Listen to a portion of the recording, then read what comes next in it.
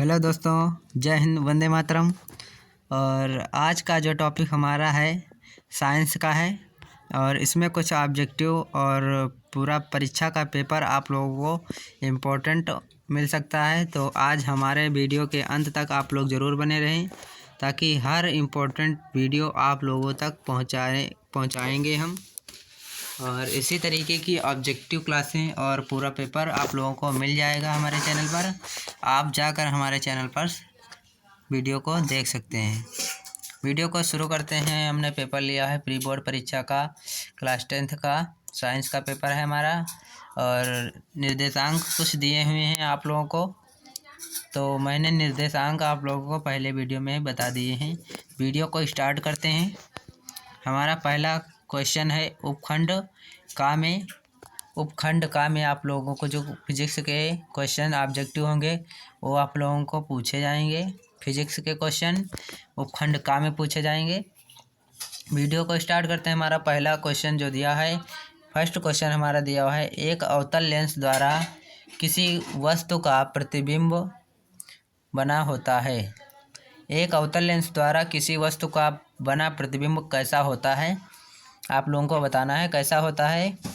तो आभासी, उल्टा व सीधा होता है। ऑप्शन बी दिया है आभासी, सीधा व बड़ा होता है। और ऑप्शन सी दिया हुआ है आभासी, सीधा व छोटा होता है। ऑप्शन डी दिया हुआ है आभासी, उल्टा व सीधा बड़ा होता है। तो कमेंट में आप लोग ज़रूर बताइए कि इसका जो राइट आंसर होगा क्या होगा। जो अवतल लेंस द्वारा प्रतिबिंब बनता है उसका जो स्थिति होती है उसकी कैसी होती है। तो इसकी स्थिति आभासी और सीधा और छोटा बनेगा। अवतल लेंस द्वारा प्रतिबिंब बनेगा आभासी, सीधा व छोटा। इसका C option is right answer होगा। नेक्स्ट क्वेश्चन नंबर 2 हमारा दिया हुआ है, वायु के सापेक्ष माध्यम का अपवर्तनांक होता है। क्वेश्चन को ध्यान से समझिएगा। दिया हुआ है वायु के सापेक्ष माध्यम का अपवर्तनांक होता है। क्वेश्चन कह रहा है कि वायु के सापेक्ष किस, यानी जो माध्यम दिए गए हैं जल में, हीरे में, कांच में, तारपीन के तेल में, जो माध्यम में दिए हुए हैं इसमें किसमें जो वायु के सापेक्ष माध्यम तीनों में से किसका अपवर्तनांक अधिकतम होगा।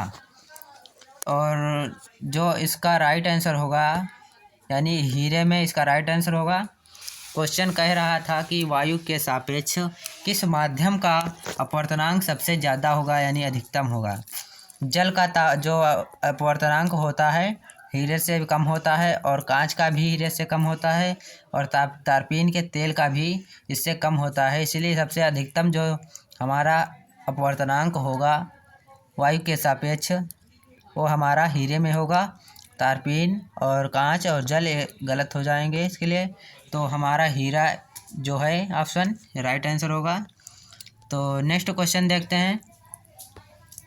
नेक्स्ट क्वेश्चन दिया हुआ है 3 नंबर, चंद्रमा से देखने पर आकाश कैसा दिखाई देता है, यानी कैसा दिखाई देता है। जो बैंगनी दिखाई देता है, नीला या फिर काला या फिर सफ़ेद। जो अंतरिक्ष यात्री होते हैं आकाश से देखने पर उनको, चंद्रमा से देखने पर आकाश उनको काला दिखाई देता है। इसका राइट आंसर है काला। और नेक्स्ट क्वेश्चन दिया हुआ है 4 नंबर, अत्यधिक उच्च प्रतिरोध वाला पदार्थ कहलाता है। अत्यधिक उच्च प्रतिरोध वाला पदार्थ क्या कहलाता है। चालक कहलाता है, अर्धचालक कहलाता है, अतिचालक कहलाता है, विद्युत रोधी कहलाता है। तो अत्यधिक उच्च प्रतिरोध वाला पदार्थ हमारा विद्युत रोधी कहलाता है। इसका राइट आंसर होगा ऑप्शन नंबर डी, विद्युत रोधी इसका राइट आंसर होगा। और नेक्स्ट क्वेश्चन हमारा 5 नंबर क्वेश्चन दिया हुआ है। बहुत ही इजी क्वेश्चन दिया हुआ है और लगभग आप लोगों को पता होगा। तो कमेंट में आप लोग ज़रूर बताइए, बिजली के बल्ब में जो तंतु होता है वो किसका बना होता है, यानी क्या होता है। बिजली के बल्ब में जो तंतु होता है वो किसका बना होता है। टंगस्टन का, लोहे का, तांबे का या पीतल का। कमेंट में बताइए कि बिजली के बल्ब में जो तंतु बना होता है वो टंगस्टन का बना होता है, लोहे का या तांबे का या पीतल का। तो इसका जो राइट आंसर होगा टंगस्टन, इसका राइट आंसर होगा। बिजली के बल्ब में जो टंगस्टन लगा होता है वो जो टंगस्टन होता है, बिजली के बल्ब में तंतु होता है वही टंगस्टन होता है। नेक्स्ट क्वेश्चन नंबर 6 हमारा दिया हुआ है पारिस्थितिकी तंत्र में ऊर्जा का प्रवाह होता है। पारिस्थितिकी तंत्र में जो ऊर्जा का प्रवाह होता है कैसा होता है? ऑप्शन ए दिया है एक दिशीय, ऑप्शन हमारा बी दिया हुआ है द्विदिशीय, ऑप्शन सी दिया हुआ है बहुदिशीय, ऑप्शन डी दिया है चक्रीय। तो पारिस्थितिकीय तंत्र में जो ऊर्जा का प्रवाह होता है वो एक दिशीय में होता है, एक दिशीय इसका राइट आंसर हो जाएगा। वीडियो में नेक्स्ट क्वेश्चन को देखते हैं। नेक्स्ट क्वेश्चन हमारा दिया हुआ है प्रेरित विद्युत धारा की दिशा ज्ञात करने का नियम बताइए। प्रेरित विद्युत धारा की दिशा ज्ञात करने का नियम क्या है? तो ऑप्शन ए दिया फ्लेमिंग के बाएं हाथ का नियम, ऑप्शन बी दिया हुआ है फ्लेमिंग के बाएं हाथ का नियम, ऑप्शन ए दिया हुआ है फ्लेमिंग के दाएं हाथ का नियम और ऑप्शन बी दिया हुआ है फ्लेमिंग के बाएं हाथ का नियम, ऑप्शन सी दिया है ओम का नियम और ऑप्शन डी दिया हुआ है उपरोक्त में से कोई नहीं। जो प्रेरित विद्युत धारा की दिशा ज्ञात करते हैं फ्लेमिंग के दाएं हाथ के नियम से ज्ञात की जाती है, इसलिए फ्लेमिंग के दाएं हाथ का नियम जो है इसका राइट आंसर हो जाएगा। तो नेक्स्ट क्वेश्चन उपखंड खा में आप लोगों को केमिस्ट्री के ऑब्जेक्टिव क्वेश्चंस पूछे जाएंगे। तो हमारा 8 नंबर क्वेश्चन दिया हुआ है केमिस्ट्री से कि Fe2O3 + 2Al gives out Al2O3 + 2Fe दी गई अभिक्रिया किस प्रकार की है? संयोजन अभिक्रिया है या द्विविस्थापन अभिक्रिया है या सी ऑप्शन वियोजन अभिक्रिया है, ऑप्शन नंबर डी विस्थापन अभिक्रिया है। कौन सी अभिक्रिया है कमेंट में बताइए आप लोग कि जो आपके स्क्रीन पर रिएक्शंस दिख रही है 8 नंबर क्वेश्चन की कैसी अभिक्रिया है, आप लोग देखकर कमेंट में बताइए। जो रिएक्शन दी हुई है एक किस प्रकार की रिएक्शन दी हुई है, संयोजन अभिक्रिया है, द्विविस्थापन अभिक्रिया है या वियोजन अभिक्रिया है या विस्थापन अभिक्रिया है। तो इसका जो राइट आंसर है हमारा विस्थापन इस करेक्ट आंसर होगा। ऑप्शन नंबर डी इसका राइट आंसर हो जाएगा। क्वेश्चन नंबर 9 दिया हुआ है हमारा 1 बिलियन नीले लिटमस को लाल कर देता है, इसका पीएच मान क्या होगा? 1 बिलियन है जो नीले लिटमस पेपर को लाल कर देता है, जो नीले लिटमस पेपर को लाल कर देता है क्या कहलाता है? अम्ल कहलाता है, इसीलिए हमारा जो पीएच इसका होगा वो हमारा जो 6 इसका राइट आंसर हो जाएगा। ऑप्शन नंबर ए 6 इसका राइट आंसर होगा। नेक्स्ट क्वेश्चन दिया हुआ है 10 नंबर क्वेश्चन अम्लीय वर्षा के जल का संभावित पीएच मान कितना होता है? अम्लीय वर्षा जो होती है उसका पीएच मान कितना होता है? तो इसके ऑप्शन दिया है ए 5.2, ऑप्शन बी दिया है 6.2, ऑप्शन सी दिया है 7.2, ऑप्शन डी दिया हुआ है 8.2।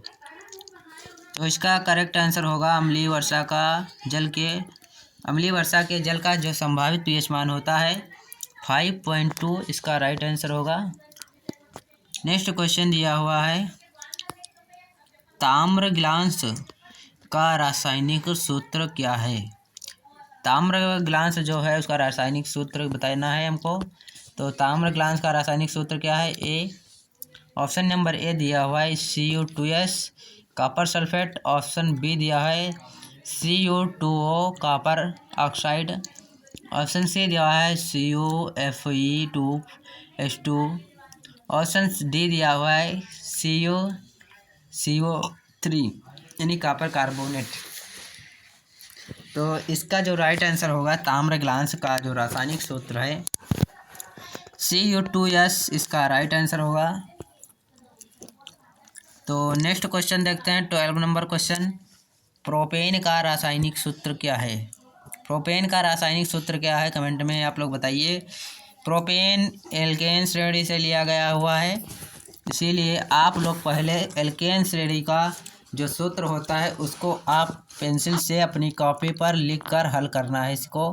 तो CnH2n और +2। इसका जो सूत्र होता है CnH2n+2 एल्केन श्रेणी का होता है, इसीलिए हम एल्केन। प्रोपेन लिखा हुआ है जैसे, तो एल्केन N अनुलग्न इसका जो आ रहा है N आ रहा है, इसीलिए सूत्र जो हम लेंगे एल्केन श्रेणी का लेंगे। और प्रोप दिया हुआ है दोस्तों, तो प्रोप तीसरे नंबर पर आता है, जैसे मेथ, एथ और प्रोप। इसीलिए हम N बराबर जो यहाँ रखेंगे वो 3 रखेंगे, तो C3 हो जाएगा और H और 2 और गुणे N की जगह पर 3 रख देंगे और +2 रख देंगे, तो हमारा आ जाएगा C3 और 3 दूना 6, 6 और +2 यानी C3H8 इसका राइट आंसर होगा।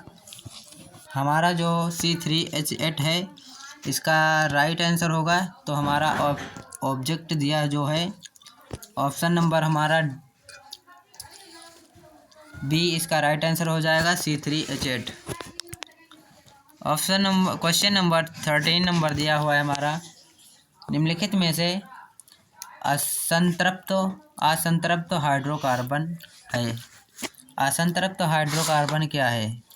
ऑप्शन नंबर ए दिया हुआ है C2H6 और ऑप्शन नंबर बी दिया हुआ है C2H4। ऑप्शन नंबर सी दिया हुआ है CH2, ऑप्शन नंबर डी दिया हुआ है C3H8। C3H8 अभी हमने बताया कि आप लोगों को प्रोपेन का सूत्र होता है।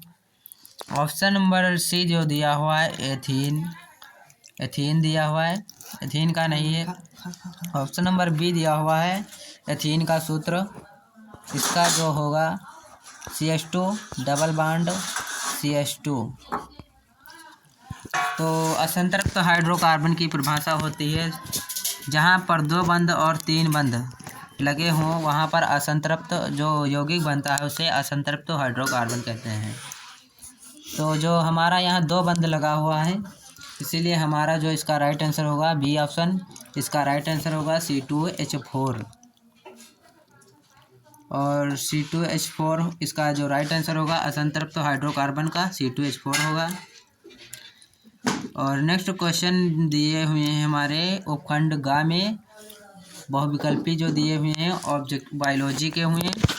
और 14 नंबर हमारा क्वेश्चन है, चर्मदाह या पैलाग्रा रोग जो होता है निम्नलिखित में से किस विटामिन की कमी से होता है? जो चर्मदाह या पैलाग्रा रोग जो होता है वो किस विटामिन की कमी से होता है?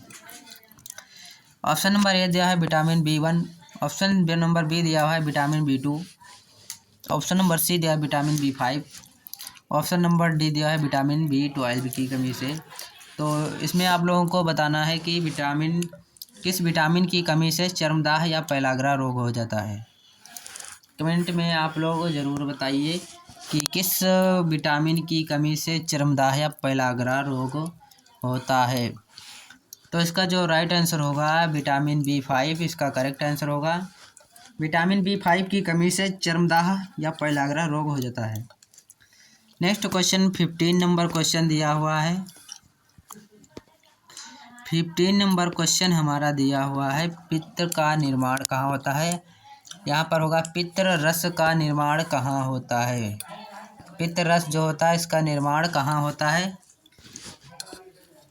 तो इसका जो राइट आंसर होगा, यानी इसके ऑप्शन देख लेते हैं। ऑप्शन दिया है पित्ताशय, ऑप्शन बी दिया है यकृत, ऑप्शन सी दिया है अग्नाशय, ऑप्शन डी दिया है वृषण। पित्त का जो निर्माण यानी पित्त रस का जो निर्माण होता है वो हमारा यकृत में होता है, तो यकृत इसका राइट आंसर हो जाएगा। और पित्त रस अगर जो पूछा जाए क्वेश्चन में एकत्रित कहाँ होता है यानी इकट्ठा कहाँ होता है, तो हमारा पित्ताशय में हो जाएगा। और जो पित्त का निर्माण होता है हमारा वो यकृत से होता है। और नेक्स्ट क्वेश्चन 16 नंबर क्वेश्चन दिया हुआ है कि मनुष्य के शरीर में फेफड़ों की संख्या कितनी होती है? लगभग सभी लोगों को पता होगा कि 1 जोड़ी होती हैं और संख्या में हमारी 2 होती हैं। इसका राइट आंसर है हमारा 2 नंबर इसका राइट आंसर हो जाएगा। ऑप्शन नंबर बी इसका सही हो जाएगा। नेक्स्ट क्वेश्चन दिया हुआ है 17 नंबर क्वेश्चन। शुद्ध रुधिर को शरीर के विभिन्न भागों में ले जाती है। शुद्ध रुधिर को जब शरीर के विभिन्न भागों में कौन ले जाते हैं? शिराएँ ले जाती हैं, महाशिराएँ ले जाते हैं, दाया निलय, या ऑप्शन नंबर डी महाधमनी। जो रक्त का शरीर का जो शुद्ध रक्त होता है वो महाधमनी द्वारा शरीर में विभिन्न भागों तक भेजा जाता है। इसका राइट आंसर हमारा महाधमनी हो जाएगा। 18 नंबर क्वेश्चन दिया हुआ है पादपों में जलीय अपशिष्ट उत्पाद का उदाहरण है। पादपों में जलीय अपशिष्ट उत्पाद का उदाहरण कौन सा है? रबड़ है, लांग का तेल है, या गोंद है, या ये सभी। पादपों में जलीय अपशिष्ट उत्पाद का उदाहरण जो हमारा है वो गोंद है। इसका राइट आंसर हो जाएगा गोंद। नेक्स्ट क्वेश्चन दिया है 19 नंबर क्वेश्चन दिया हुआ है मेंडल के अनुसार मटर के पौधे में निम्नलिखित में से कौन सा जीनोटाइप लंबे तने व झुर्रीदार बीजों के लक्षण व्यक्त करेगा? मेंडल के अनुसार मटर के पौधे में जो कौन सा जीनोटाइप लंबे तने व झुर्रीदार बीजों के लक्षण व्यक्त करेगा? इसका ऑप्शन नंबर ए दिया हुआ है capital T is capital R. Option number B दिया है small T capital R. Option number C दिया है capital T small R. Option number D दिया हुआ है स्मॉल टी और स्मॉल आर। तो जो लंबे तने और लंबे झुर्रीदार जो बीज होंगे वो कैपिटल टी और स्मॉल आर जो व्यक्त करेगा। ऑप्शन नंबर सी इसका राइट आंसर हो जाएगा capital T small R. Next question दिया हुआ है मानव में गुणसूत्रों की संख्या कितनी होती है? सभी लोगों को पता होगा मानव में गुणसूत्रों की संख्या कितनी होती है।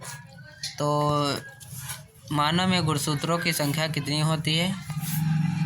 तो ऑप्शन नंबर ए दिया है 42, ऑप्शन नंबर बी दिया हुआ है 44, ऑप्शन सी दिया हुआ है 46, ऑप्शन डी दिया है 48।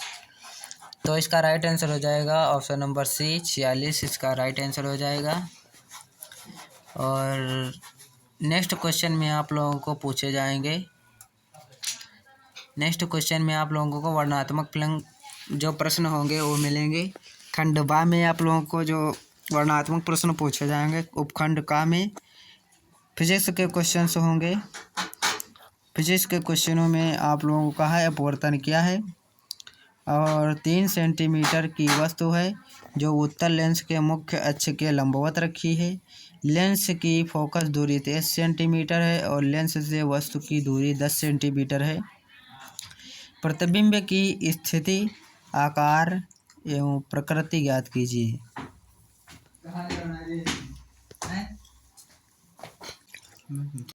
तो इसमें जो आकार एवं प्रकृति ज्ञात कीजिए। क्या हम इस प्रतिबिंब को पर्दे पर देख सकते हैं? तो इसका आप लोगों को सॉल्यूशन करवा देते हैं। न्यूमेरिकल आप लोगों को दिया हुआ है हमारा 3 सेंटीमीटर की वस्तु है और वस्तु को उत्तल लेंस के मुख्य अक्ष के लंबवत रखिए। इसकी हमारी जो फोकस दूरी दी हुई है, फोकस दूरी इसकी दी हुई है, फोकस दूरी दी हुई है 30 सेंटीमीटर और जो बराबर यानी दिया हुआ है हमारी वस्तु से दूरी जो 10 सेंटीमीटर दी हुई है। और जो हमें निकालना है v बराबर निकालना है। तो देखते हैं फार्मूले में रखकर। तो हमारा फार्मूला होता है 1/v बराबर 1/f माइनस 1/u। तो इसमें मान रखते हैं 1/f हमारा दिया हुआ है 30 सेंटीमीटर। तो 1/30 माइनस 1/10। तो यहाँ 3 से हर बराबर कर लेंगे तो हमारा हो जाएगा ऊपर 1 माइनस 3/30 और इसका निकल कर हमारा आ जाएगा माइनस का 2/30। तो इसको कट कर लेंगे तो हमारा आ जाएगा 15। दर्जे पलटने पर हमारा v बराबर आ जाएगा माइनस का 15। तो 15 सेंटीमीटर आ जाएगा। और जो हमारा दिया हुआ है वस्तु की दूरी m बराबर होता है हमारा v बटा u। तो v का हमारा मान दिया था, तो हमारा v बटा u होता है, तो इसीलिए हमारा ये हो जाएगा 15/10। तो काट कर हमारा आ जाएगा निकल कर m बराबर 1.5 सेंटीमीटर। नेक्स्ट क्वेश्चन दिया हुआ है हमारा कि दो प्रतिरोध 3 ओम और तथा 5 ओम के हैं, इन्हें किसी सेल से जोड़ने पर कौन सा प्रतिरोध अधिक गर्म होगा। तो कौन सा प्रतिरोध है जो अधिक गर्म होगा, तो देख लेते हैं। पहले श्रेणी क्रम में जोड़ने पर हमारा आ जाएगा तो आ जाएगा 5 और 3 8 हो जाएगा, यानी हमारा जो R आ जाएगा, हमारा जो R निकल कर आएगा वो आ जाएगा 8। R1 मान लेंगे इसको, R1 बराबर 8 आ जाएगा। और जब इनको श्रेणी क्रम में जोड़ेंगे हम 1/3 प्लस 1/5, तो इसमें 3 से तो मैं 5 से कर लेंगे गुणा, और इसमें 3 से कर लेंगे, हर बराबर हो जाएंगे हमारे। और अब हमारा आ जाएगा 5 और प्लस 3/15, तो 8/15 हमारा जो आएगा इसका 8/15 हमारा आ जाएगा। और इसको जो दर्जा पलटने पर हमारा आएगा 15/8। इसको 15/8 आया है हमारा R2 आया है। तो कह रहा है कि कौन सा प्रतिरोध अधिक गर्म होगा यदि इन्हें किस क्रम में जोड़ा जाए जब इनका प्रतिरोध अधिक होगा। श्रेणी क्रम में जोड़ने पर हमारा जो आएगा वो श्रेणी क्रम में जो इसका प्रतिरोध अधिकतम होगा, क्योंकि उसका प्रतिरोध जो आया है 8 आया है प्रतिरोध, तो इसीलिए 8 ओम का प्रतिरोध जो है हमारा R1 श्रेणी क्रम में जोड़ने पर अधिक गर्म होगा, और समांतर क्रम में नहीं होगा, हमारा श्रेणी क्रम में होगा। नेक्स्ट क्वेश्चन दिया हुआ है मैक्सवेल के दाएं हाथ के अंगूठे का नियम को सचित्र समझाइए। और क्वेश्चन नंबर 4 था किसी चुंबकीय क्षेत्र में धारावाही चालक पर लगने वाले बल को बढ़ाने के लिए 2 उपाय बताइए। इसका प्रभाव पर कार्य करने वाले एक उपकरण का नाम बताइए। नामांकित चित्र की सहायता से फ्लेमिंग के बाएं हाथ का नियम बताइए। इम्पोर्टेंट क्वेश्चन है ये, आप लोग इसको तैयार कर लीजिए। और अथवा में है कि विद्युत बल्ब का सिद्धांत, रचना, कार्यविधि समझाइए। इसका नामांकित चित्र बनाइए। विद्युत बल्ब में वायु के स्थान पर नाइट्रोजन अथवा आर्गन की गैस जो है क्यों भरी जाती है। इम्पोर्टेंट क्वेश्चन है, तैयार कर लीजिए। और आप लोगों को उपखंड जो खा है उसमें बायोलॉजी के क्वेश्चन पूछे जाते हैं, संतुलित रासायनिक केमिस्ट्री के, और उपखंड जो गा है उसमें आप लोगों को बायोलॉजी के पूछे जाएंगे। संतुलित रासायनिक समीकरण क्या है, रासायनिक समीकरण को संतुलित करना क्यों आवश्यक है। और क्वेश्चन नंबर 6 जो है उभयधर्मी ऑक्साइड क्या होते हैं। 2 उभयधर्मी ऑक्साइडों के उदाहरण लिखिए। 7 नंबर क्वेश्चन है एथिल अल्कोहल की 4 रासायनिक अभिक्रियाओं के समीकरण लिखिए और इनके 3 उपयोग भी लिखिए।